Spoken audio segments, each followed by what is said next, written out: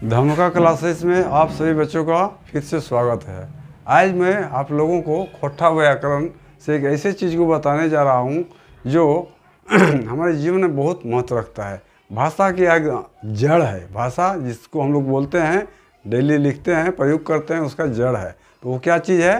वर्ण है। तो चलिए आज हम लोग वर्ण के बारे में जानेंगे, क्योंकि लोग इसको आसान समझ के नेगलेक्ट कर देते हैं और एग्ज़ाम में जब इससे प्रश्न पूछे जाते हैं तो वे घबराने लगते हैं। इस घबराहट को दूर करने के लिए आज हम लोग वर्ण के संबंध में जानेंगे। यदि मेरा वीडियो अच्छा लगे तो सब्सक्राइब अवश्य कीजिएगा और ज़्यादा से ज़्यादा शेयर कीजिएगा, लाइक कीजिएगा। चलिए हम लोग स्टार्ट करते हैं। सबसे पहले वर्ण। वर्ण क्या चीज़ है? वर्ण क्या चीज़ है? तो भाषा की सबसे छोटी इकाई को हम लोग वर्ण कहते हैं। भाषा की सबसे छोटी इकाई जो है उसको हम लोग वर्ण कहते हैं। इसको समझने के लिए हम लोग एक छोटा सा उदाहरण लेते हैं।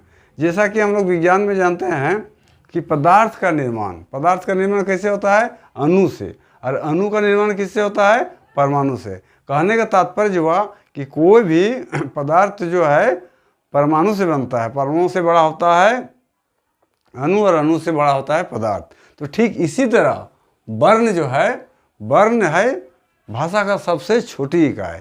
इसके द्वारा, वर्ण के द्वारा क्या होता है? हमें वर्ण को हम लोग अक्षर भी बोलते हैं। वर्ण के द्वारा हम लोग शब्द का निर्माण करते हैं। वर्ण के द्वारा क्या करते हैं? शब्द का निर्माण होता है। जब शब्द का निर्माण हो जाता है तो हम लोग बड़े बड़े वाक्य का निर्माण करते हैं। इसलिए वर्ण को हम लोग भाषा का सबसे मूल इकाई और सबसे छोटी इकाई है और जड़ है। ठीक है, आप पता आप लोगों को चल गया होगा कि वर्ण क्या चीज़ है। वर्ण के बिना हम शब्द की कल्पना नहीं कर सकते हैं, किसी वाक्य की कल्पना नहीं कर सकते हैं। तो अब आते हैं हम लोग वर्ण कितने प्रकार के होते हैं। ऐसे तो वर्ण के मुख्यतः दो भेद है, एक स्वर्ण वर्ण और दूसरा व्यंजन वर्ण। स्वर्ण वर्ण किसको बोलेंगे? जिस वर्ण का उच्चारण करने में हमें किसी दूसरे वर्ण की जरूरत नहीं पड़ता है उसको हम लोग स्वर्ण वर्ण कहते हैं। जैसे ओ हो गया, आ हो गया, हर्षय हो गया, दीर्घो हो गया, ये सब क्या है?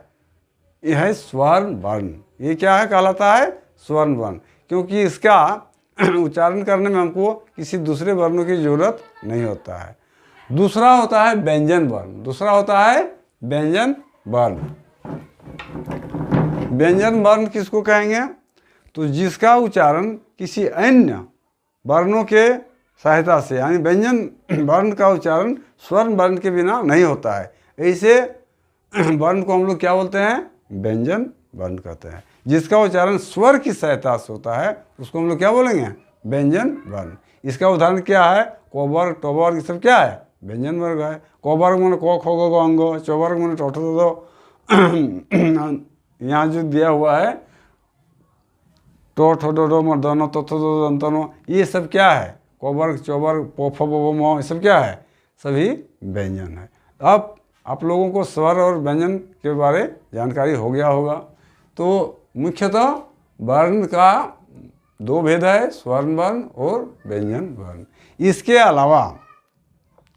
अलावा व्यंजन वर्ण का और कई एक भेद होता है जिसको हम लोग आगे देखते हैं।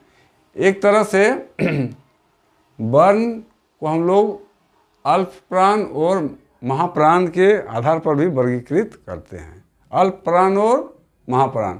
सबसे पहले हम लोग जानेंगे अल्प माने क्या होता है। अल्प माने होता है थोड़ा, लिटिल, कम। अल्प माने बहुत कम। और प्राण, प्राण संस्कृत में प्राण का मतलब होता है वायु, हवा। वायु, हवा। तो अल्प प्राण हम लोग किसको कहेंगे? अल्प प्राण को हम लोग कम हवा वर्ण भी कहते हैं। कम हवा वर्ण क्यों कहते हैं? कम हवा वर्ण क्योंकि जिन वर्णों का उच्चारण करने में मुंह से कम आवाज़ निकलता है, कम हवा मतलब मुंह से कम हवा निकलता है, उसको हम लोग बोलते हैं अल्प प्राण। उसको क्या बोलते हैं? अल्प प्राण। जैसे को, गो, अंगो, ये सब क्या है? अल्प प्राण है, क्योंकि इसका जब उच्चारण करते हैं तो मुंह से बहुत कम आवाज़ निकलता है, ध्वनि निकलता है। ऐसे वर्ण को हम लोग बोलते हैं अल्प प्राण।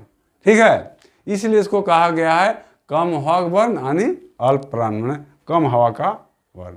ठीक है, समझ में आ गया होगा।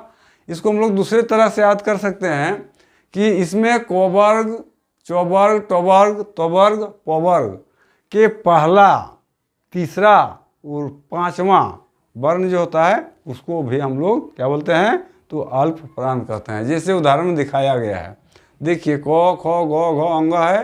क को हम लोग 1 माने हैं, ख को 2 माने हैं, ग को 3 माने हैं, घ को 4 और अंगों को 5। तो इसमें 1 यानी पहला क्या हो गया, क हो गया, तीसरा क्या हो गया, ग हो गया, और पांचवा क्या हो गया, अंग हो गया। तो क, ग, घ यानी 1 3 5, 1 3 5 को हम लोग क्या बोलेंगे, तो अल्प प्राण बोलेंगे। इसी तरह चौ छ जौ में भी क्या करेंगे, तीसरा, पहला, तीसरा और पांचवा जो होगा उसको अल्प प्राण होंगे। प ब में भी यही फॉर्मूला लागू होगा। तो अब समझ में आ गया होगा कि अल्प प्राण को हम लोग कैसे पहचानते हैं। इसका पहचानने का दूसरा तरीका और है, जिन वर्णों को अंग्रेजी में लिखते समय, जिन वर्णों को हम लोग यदि अंग्रेजी में लिखना चाहेंगे तो जिसमें एच क्या होगा, एच का सहायता नहीं लेना पड़ेगा, उसको हम लोग बोलेंगे अल्प प्राण। यानी जिन वर्णों को अंग्रेजी में जब हम लिखेंगे, अनुवाद करेंगे और उसके लिए हमको एच नहीं लिखना पड़ता है, वैसे वर्णों को हम लोग क्या बोलते हैं, तो उसको हम लोग अल्प प्राण बोलते हैं। जैसे क का अंग्रेजी क्या होता है, के। क का अंग्रेजी देखिए क्या हुआ है, के। गो का अंग्रेजी क्या होता है, जी। अंगों का अंग्रेजी क्या होता है, एन जी। इसमें मार्क कीजिए, को के साथ एच है, नहीं है। गो में जी के साथ एच है, नहीं है। अंगों में भी एन जी के साथ एच है, नहीं है। कहने का तात्पर्य हुआ कि जिनका बिना एच के सहायता से जिसको जिन वर्णों को लिख सकते हैं उसको हम लोग बोलेंगे अल्प प्राण। इसमें एक अपवाद भी है, क्या है, चौ। चौ में क्या लिखा हुआ है, सी एच। अभी हम लोग फार्मूला में क्या पढ़े हैं कि एच इसमें नहीं रहता है, एच का जरूरत नहीं होता है, लेकिन सब चीज़ में कुछ न कुछ अपवाद होता है। इसलिए अब अल्प प्राण को पहचानने में तो दिक्कत नहीं होना चाहिए। अब दूसरे खंड में हम लोग जाते हैं महाप्राण। ठीक जस्ट उसका लगभग उल्टा है ना, महाप्राण। महाप्राण माना, महा माने क्या होता है, अधिक, ज्यादा, है ना। इसको हम लोग महा बोलते हैं। प्राण में समझ गए अभी, वायु, हवा। तो बेसी हवा का वर्ण, महाप्राण को हम लोग क्या बोलते हैं, बेसी हवा का वर्ण। यानी जिस वर्ण को मुंह से जब निकालते हैं तो बेसी हवा निकलता है, यानी अधिक हवा निकलता है। जिसका उच्चारण करने में मुंह से अधिक हवा निकलता है, उसे वर्ण को हम लोग बोलेंगे महाप्राण। वैसे वर्ण को हम लोग क्या बोलेंगे, महाप्राण। इसमें क वर्ग, चौवर्ग, टवर्ग, त्वर्ग और पवर्ग के दूसरा और चौथा वर्ग को हम लोग क्या, वर्ण को हम लोग क्या बोलेंगे, ये महाप्राण है। उसमें हम लोग देखे थे अल्प प्राण में पहला, तीसरा और पांचवा, तो क्या छूटा था, 2 और 3, 2 और 4 छूटा था ना। तो वही वाला इसमें है कि दूसरा और चौथा वर्ण जो होता है वो होता है महाप्राण। जैसे उदाहरण में दिखाया गया है, जैसे क 1 है, ख 2 है, ग 3 है, घ 4 है, अंग 5 है। इसमें दूसरा और चौथा, दूसरा यानी ख और चौथा यानी घ, इसको क्या बोलेंगे, महाप्राण। ठीक है। अब इसका दूसरा पॉइंट में आते हैं। दूसरा पॉइंट में कहता है जिन वर्णों को अंग्रेजी में लिखते समय, जिन वर्णों को अंग्रेजी में लिखते समय एच का सहारा लेना पड़ता है, बिना एच के उस वर्ण को हम नहीं लिख सकते हैं, उसको भी महाप्राण कहते हैं। यह पहचानने का तरीका है, अल्प प्राण और महाप्राण को पहचानने का ही तरीका है। जैसे उदाहरण देखिए, ख है ना, ख को हम लोग लिखे अंग्रेजी में क्या लिखे हैं, के और एच। एच आया है, बिना एच के हम लोग ख लिख सकते हैं, नहीं लिख सकते हैं। घ, जी और एच, यानी ये सब क्या है, महाप्राण है। इसमें भी अपवाद है, सौ को अंग्रेजी में क्या लिखते हैं, एस। एच इसमें नहीं है, तो अपवाद सब में एक आध गो रहता ही है। अब महाप्राण और अल्प प्राण के बारे आप लोगों को क्लियर हो गया होगा। ठीक है। अब तीसरे प्रकार के आधार पर वर्ण का भेद 2 प्रकार का होता है। एक कौन प्रकार है, एक प्रकार को हम लोग बोलेंगे घोष वर्ण और दूसरे को बोलेंगे अघोष वर्ण। क्या, पहला को घोष वर्ण और दूसरा को अघोष वर्ण। तो घोष वर्ण किसको कहेंगे और अघोष वर्ण किसको कहेंगे। घोष वर्ण मतलब होता है आवाज घिसायल, घिसायल मतलब घर्षण, जिसमें रगड़ हो। जब हम कोई वर्ण को उच्चारण करते हैं तो कंठ में घर्षण होता है ना, उसी को कह रहा है आवाज़ घिसायल, है ना। तो जिन वर्णों का उच्चारण करने में आवाज़ घिसाता है यानी बल थोड़ा लगता है, उसको हम लोग बोलेंगे घोष वर्ण। उसको हम लोग क्या बोलेंगे? घोष वर्ण। जैसे ओ आ ये सब क्या है? जैसे गो घो अंगो, ये सब क्या है? बल लग रहा है। तो जिसका उच्चारण करने में ज़्यादा बल लगता है, घिसाता है कंठ में थोड़ा सा, उसको हम लोग घोष बोलेंगे। इसका पॉइंट दिया हुआ है, इसमें 4 गो पॉइंट के आधार पर इसको हम लोग याद रख सकते हैं। कह रहा है सब स्वर, जितने भी स्वर है, स्वर कौन सी है? ओ आ हर्ष दीर्घ सब क्या है? ई कहलाता है घोष वर्ण। क्यों कहा? क्योंकि इसका उच्चारण करने ओ आ हर्ष दीर्घ, इसमें जब हम ओ आ करते हैं तो देखिए मार्क कीजिए, इसमें थोड़ा सा बल जैसा लगता है, यानी घिसाता है, फ्रिक्शन होता है, तो इसको हम लोग बोलेंगे घोष वर्ण। फिर कह रहा है छुआयत व्यंजन। छुआयत व्यंजन जितना है वो भी है क्या? तो घोष वर्ण है। छुआयत वर्ण किसको कहते हैं? यानी जिसको हम लोग व्यंजन वर्ण कहते हैं, जिसका उच्चारण बिना स्वर के सहायता से नहीं हो सकता है। उसका भी जब हम उच्चारण करेंगे तो क्या होगा? हमको ज़्यादा बल लगेगा। जैसे इसमें गो घो अंगो 3 4 5 को जब हम उच्चारण करते हैं तो ज़्यादा बल लगता है, यानी आवाज़ घिसाता है। ये भी क्या है? तो घोष वर्ण है। ये क्या है? घोष वर्ण है। तीसरा पॉइंट कह रहा है भीतरी वर्ण।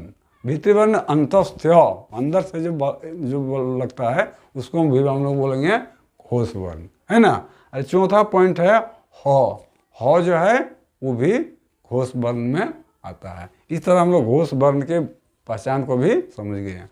अब इसके दूसरे पक्ष में जाते हैं जो कि जस्ट इसका विपरीत है, अघोष वर्ण, माने आवाज़ बिना घिसायल, यानी जिन वर्णों को उच्चारण करने में आवाज़ में कोई फ्रिक्शन नहीं है, कोई घर्षण नहीं है, आराम से वो वर्ण उच्चारण हो जाता है, उसको क्या बोलेंगे? तो उसको बोलेंगे हम लोग अघोष वर्ण, है ना। जैसे छुआयत वर्ण का पहला और दूसरा वर्ण अघोष वर्ण है। छुआयत वर्ण किसको बोलते हैं? व्यंजन वर्ण। व्यंजन वर्ण जितना है उसका पहला और दूसरा जो होगा वो क्या कहलाएगा? तो कहलाएगा अघोष। तो क्या कहलाएगा? अघोष। जैसे को खो गो घो अंगो, को पहला है, खो दूसरा है, गो तीसरा है, घो चौथा है, अंगो पांचवा है। इसमें 1 और 2 यानी को और खो क्या हो गया? तो हो गया अघोष। क्या हो गया? ये अघोष। और चो जो में चो क्या हो गया? अघोष। ठीक है। इस तरह हम लोग अघोष को भी पहचान सकते हैं। छुआयत वर्ण जितना व्यंजन वर्ण है उसमें पहला और दूसरा जो होगा अघोष वर्ण कहलाएगा। दूसरा पॉइंट कह रहा है तालवी सो, मूर्धन सो, दंतो सो, जो 3 सो होता है, ये तीनों क्या होता है? अघोष वर्ण है। आज इतना ही रहेगा। अब उम्मीद करता हूँ कि ये आप लोग वर्ण के बारे गड़बड़ नहीं कीजिएगा। यदि वीडियो अच्छा लगा तो सब्सक्राइब अवश्य कीजिएगा और ज़्यादा से ज़्यादा शेयर कीजिएगा। आज इतना ही रहेगा। जय हिंद, जय भारत।